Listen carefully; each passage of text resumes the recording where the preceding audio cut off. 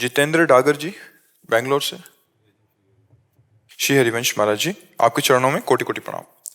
महाराज जी, एकोहम बहुश्यामः एक भगवत वाक्य है, फिर ऐसा क्यों है कि मुझे मेरी ही माया मनुष्य जन्म में अपने अधीन कर लेती है और तो ये अन्य तुम जान अवतारिक कहाँ पा रहे हो?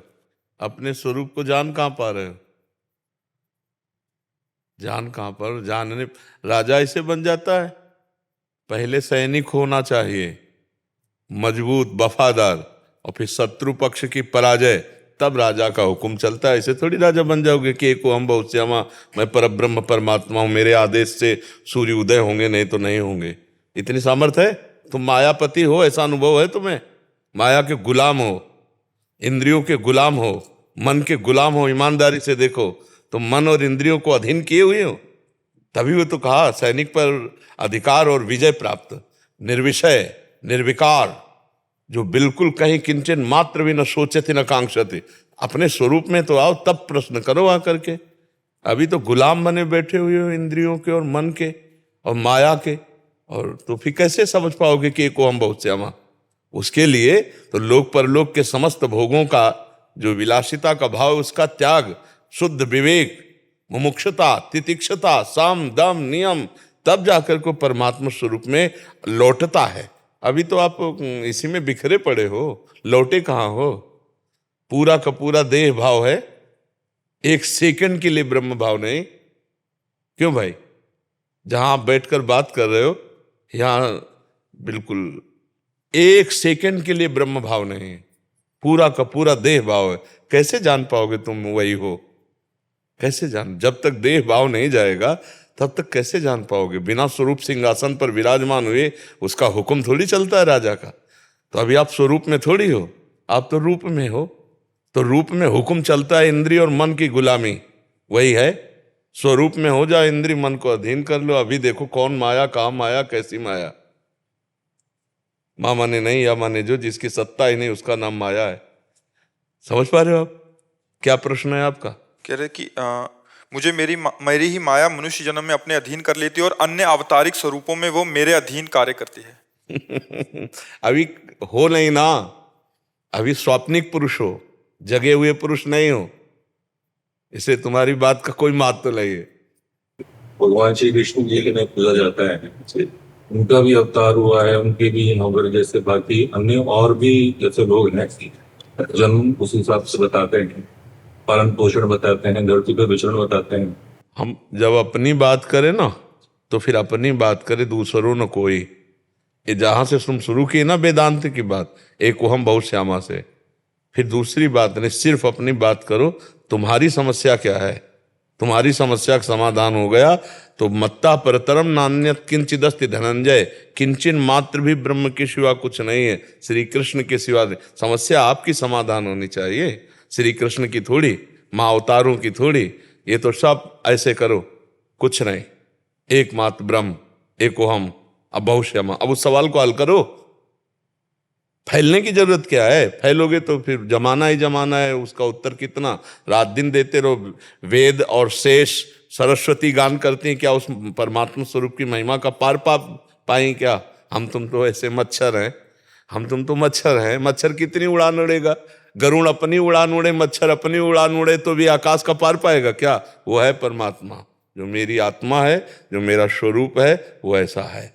गगन सदृशम तत्वमस्यादिलक्षम एकम नित्यम विमल अचलम सर्वधि साक्षिभूतम भावातीतम। तुम्हारे भाव से भी अतीत, क्योंकि अभी हम देह भाव में हैं। अपने को पहले अपने को उठाओ। यही कृष्ण है, यही तुम हो, यही ब्रह्म है, यही तुम हो। बस बीच का पर्दा हटा दो जो तुम और ब्रह्म में दिखाई दे रहा है। तो अब इसको हटाना इतना खिलवाड़ थोड़ी है। जिसने गुरुजनों की चरणों की आराधना की, रात दिन सच्चिदानंद चिंतन में रहा, जागतिक चिंतन छूटा और फिर वो सिद्ध हुआ, तब स्वरूप बोध हुआ। स्वरूप बोध हुआ से कुछ नहीं। जेहि जाने जग जाए हेराई, जागे जथा स्वपन भ्रम जाई। समझ पा रहे हो चौपाई का अर्थ? जे ही जाने ये जग जाए हेराई। कैसे? जागे जथा स्वप्न भ्रम जाई। जैसे स्वप्न में जो कुछ देखा जगने पर सब मिथ्या हुआ, ऐसे जिस तत्व को जान लेने पर ये नानात्व मिथ्या भाषित होता है, सत्य सच्चिदानंद परमात्मा एक अनुभव में आता है, वही तेरा स्वरूप है, वही तू है। खत्म खेल, जीवन मुक्त हो गया। अब कहने में इतनी बात है, लेकिन ज्ञान के पंथ कृपाण के धारा परत खगेश लगत नहीं बारा। प्यास, भूख, वाणी का वेग, मन का वेग, जनेन्द्रिय का वेग, इंद्रियों के वेग, इनको जो सहजा यम ही न व्यथ्यन्त्यते पुरुषम पुरुषर्षभ सम दुखा सुखाधीरम स्वमृतत्वाय कल्पते, जो हर वेग को सहकर परमात्मा में स्थित रहता है, सुख दुख में समान भाव, वो अमृत पद का अधिकारी होता है। यहाँ हालत क्या है, एक इंद्री कब्जे में नहीं है, एक इंद्री। अपनी तो चर्चा घर जैसी होती है ना, उस विषय की बात। उठो, और जैसे अर्जुन से कह रहे ना, उठो उत्तिष्ठ अर्जुन परंतप, मार इनको। ऐसे अभी पूरा का पूरा युद्ध बकाया महाराज, अभी तो कमर कसी है, अभी तो पूरा युद्ध बकाया है। जब युद्ध करके विजयी होगे तब स्वरूप सिंहासन पर विराजमान होगे। इंद्रिय विजेता, मन विजेता, काम क्रोध लोभ मोह मद मत्सर किसी का कोई प्रभाव नहीं। यह है हमारा स्वरूप, है यही है, ये नहीं है। जब तक इस पर भाव है तब तक बात नहीं बनेगी। केवल प्रवचन से बात नहीं बनती, न करने से न सुनने से। न महात्मा प्रवचने न लभ्या न मेधया न बहुना श्रुते न। हे गुरुजनों के चरण पकड़ो, महापुरुषों के चरण पकड़ो, और उनकी चरण रज में स्नान हो, रज का अभिषेक हो, उनकी आज्ञा पे 10-5 वर्ष चलो, उनकी लंगोटी धो, फिर जो आके ब्रह्म ज्ञान का स्फुरण होगा। आप उपनिषद पढ़ के देखो, 12-12 वर्ष तक आश्रम में केवल सोनी लगवाई और फिर बता दिया तुम मन नहीं हो, तुम प्राण नहीं हो। छांदोग्य उपनिषद पढ़ के देखो, धीरे धीरे धीरे धीरे। यहाँ हालत क्या है, यहाँ हालत तो प्रवचन चाहे ब्रह्म ज्ञान का करे। गोस्वामी जी ने लिख दिया पहले, ब्रह्म ज्ञान बिन नारी नर करे न दूसरी बात, और कौड़ी लागी लोभवश करे विप्र गुरु घात। ऐसा ब्रह्म ज्ञान स्फुरित होगा कलयुग में, क्योंकि महापुरुषों के चरणों का आश्रय लेकर संयम पूर्वक साधना के मार्ग में चलना बहुत कठिन है। ज्ञान के पंथ कृपाण के धारा परत खगेश लगे नहीं बारा, जो निर्विघ्न पंथ निर्वाही सो कैवल्य परम पद। महर्षि, जिनको ये एकोहम बहुश्यामा वाक्य का अनुभव हो गया, उन महापुरुषों की स्थिति क्या होती है? मृत, मुर्दे की स्थिति क्या होती है? मुर्दे की स्थिति में कोई कामना, आप चंदन लगाओ या आप थप्पड़ मारो, निंदा करो या स्तुति करो, लाभ हो या हानि हो, सुख हो या दुख हो, कुछ असर पड़ेगा? बिल्कुल ठीक वही स्थिति सिद्ध महापुरुष की होती है। देह भाव से वो मृत होता है, अमृत पद में स्थित, देह भाव में मृत। सम्मान निरादर आदर ही सब संत सुखी विचरंत नहीं। न मान का, न अपमान का, न लाभ का, न हानि का, न सुख का, न दुख का, जो कोई है ही नहीं दूसरा, एक ही पर ब्रह्म, उसमें स्थित। अरे महा आनंद का मार्ग है महाराज जी। ये एक स्थिति हो गई, ये ज्ञान मार्ग की उच्चतम स्थिति है। महाराज जी, प्रेम मार्ग की उच्चतम स्थिति, उनको सर्वत्र अपना प्रभु ही दिखते हैं। तो महाराज जी, दोनों महापुरुषों की स्थितियों में क्या अंतर होता है? बाहरी ज्ञान में दूसरा कोई नहीं दिखता है, अपने आत्म स्वरूप का ही विस्तार है। और प्रेम में अपना कुछ नहीं दिखता, केवल प्रभु का ही विस्तार है। वो भी यहां बैठे हैं, वो बाहर भी हैं, हृदय में भी हैं, वही प्रभु। अपने विस्मरण, केवल प्रभु का स्मरण। और ज्ञान में सब कुछ आत्म तत्व ही है, और वही आत्म तत्व सर्वत्र व्याप्त है। मैं ही सर्वत्र व्याप्त हूं, मेरा ही सब पसारा है, मेरा ही संकल्प है, दूसरा कोई नहीं। मेरा संकल्प मिटा, कुछ नहीं बचा। बहुत जोर का ज्ञान मार्ग। महाराज जी, उसमें भी अन्य ना कोई और इसमें भी अन्य ना। और क्या सवाल तो एक ही में हल होगा ना। हम कई बार कहा है कि परमार्थ के साधक का तभी पूर्ण निश्चय सही माना जाएगा जब उसके परिणाम में बाद में एक आवे, दूसरा नहीं होना चाहिए। एको ब्रह्म द्वितीयो नास्ति, बस एक आवे, चाहे वो ज्ञान के मार्ग से चले चाहे भक्ति पर। ज्ञान मार्ग से चलना बहुत कठिन, बातें बना लेना अलग है। जब वेग आता है ना, और उस वेगों को जब मैं नहीं हूं, फिर सह जाओ, टूटो मत, तो ज्ञान स्फुरित हो जाएगा। तो ज्ञान की बातें कर लेना सहज है। लघुशंका का वेग तो रुकता नहीं, प्यास का वेग तो रुकता नहीं, जो नहीं जमवाई आना चाहती वो अपने आ जाती जबरदस्ती। विजेता शांत ब्रह्मभूता प्रसन्नात्मा न शोचति न कांक्षति समा सर्वेषु भूतेषु मद्भक्तिम लभते पराम। शांत एकदम। इसीलिए भगवान की शरण में होकर नाम जप करो, शास्त्र स्वाध्याय करो, संतों का संग करो, जैसे के हो वैसे ही अनुभव में आ जाओगे।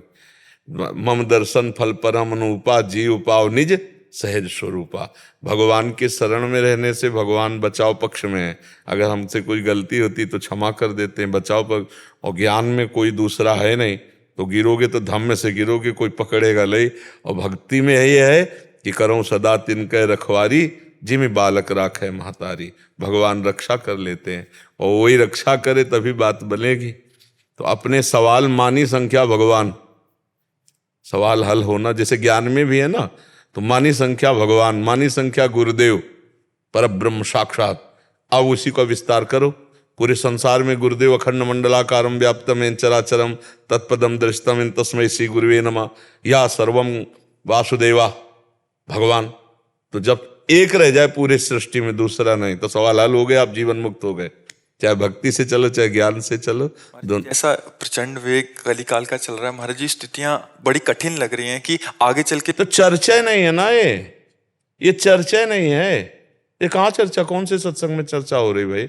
ये चर्चा ही नहीं है, ये तो साधक हैं बैठ करके परस्पर चर्चा हो रही। नहीं तो ये चर्चा नहीं है। ये तो मान लो बहुत अच्छे साधक हैं, परमार्थ के चल रहे हैं, उनको तो सही रास्ता दिखाने के लिए एकदम कि कलिकाल है उसकी सिद्धि होनी नहीं है, उसके लिए जो चाहिए मसाला वो है नहीं। इसलिए परमार्थ में भक्ति को लेकर के चलो तो ज्ञान भी पुष्ट हो जाएगा, वैराग्य भी पुष्ट हो जाएगा और स्वरूप बोध भी हो जाएगा। इसकी चर्चाएं कहाँ हैं? चर्चा तो मनोरंजन हो रहा है। परमार्थ मनोरंजन थोड़ी, मन भंजन है।